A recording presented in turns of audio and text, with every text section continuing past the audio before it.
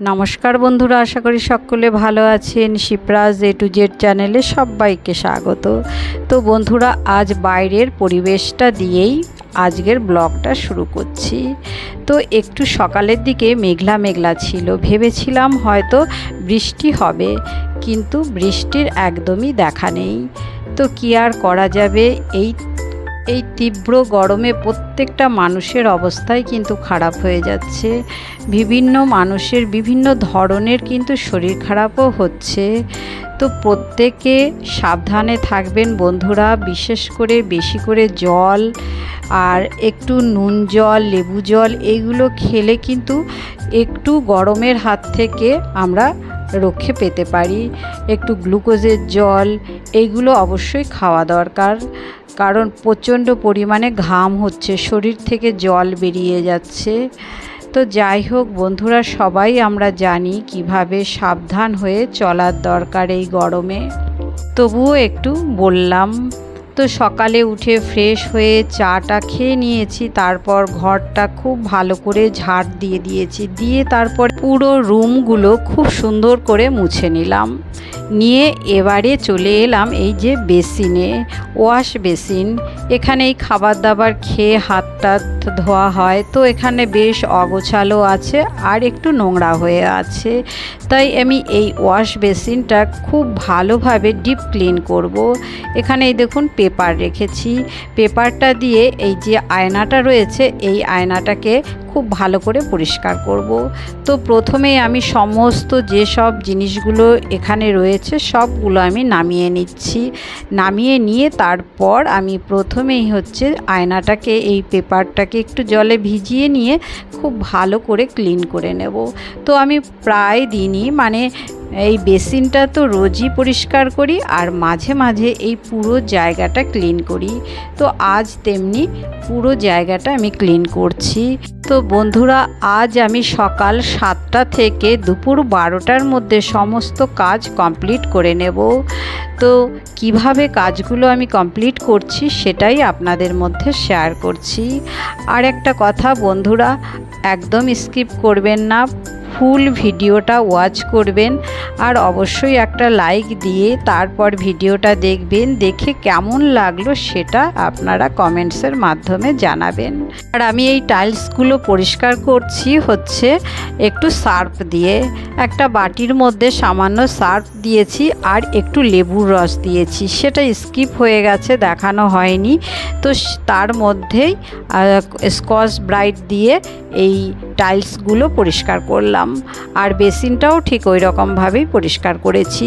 এতে কিন্তু আমার পুরো এই জায়গাটা বেশ সুন্দর পরিষ্কার হয়ে গেছে, খুব চকচক করছে। দেখুন, প্রথমে কিন্তু এতটা ক্লিন ছিল না, এখন দেখতেই পাচ্ছেন বন্ধুরা কত সুন্দরভাবে পরিষ্কার করে নিলাম।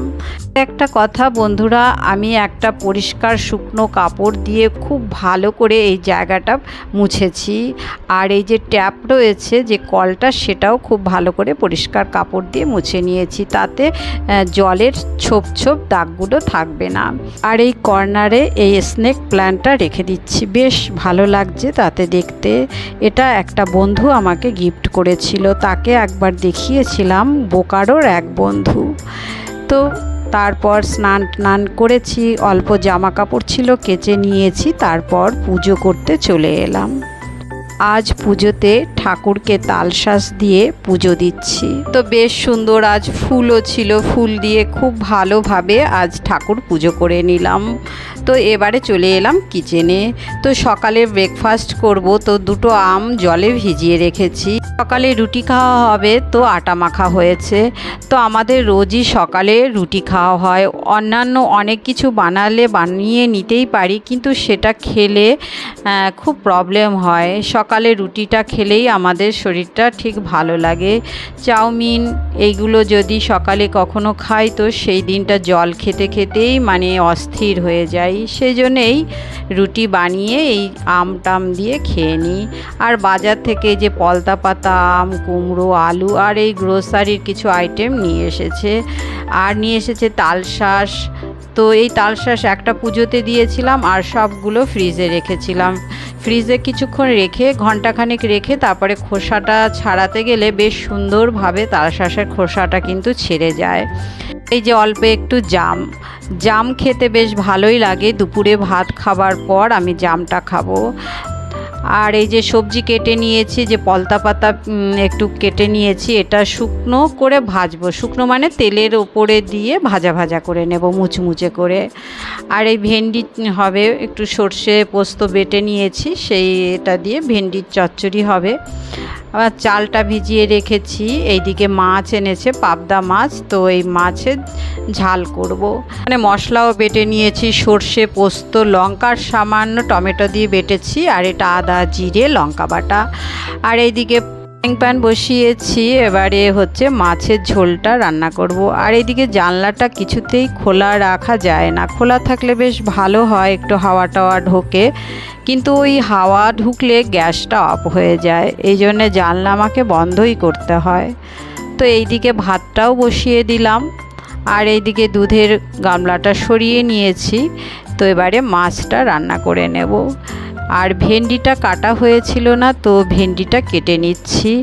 গরমের দিনে বেশি কিছু আইটেম রান্না করলে খেতে কিন্তু অত ইচ্ছা হয় না, সেই জন্য একদম সিম্পলভাবে অল্প কিছুই রান্না করি। এবারে মাছটা ভেজে নিচ্ছি। এই যে মাছ দেবার পর ধোয়া মতো বেরোয় তেলের, সেই জন্যে আমি একটুখানি ঢেকে দিই, তারপরে আবার খুলেও দিই। আর এদিকে ভাতটা হয়ে গেছে, মানে হয়ে যায়নি, একবার ভাতটা ফুটে উঠেছে। এবারে গ্যাস অফ করে ঢেকে দিলাম। ঢেকে দিয়ে 10-12 মিনিট পর ভাতটাকে আর একবার ফুটিয়ে নামিয়ে নেব।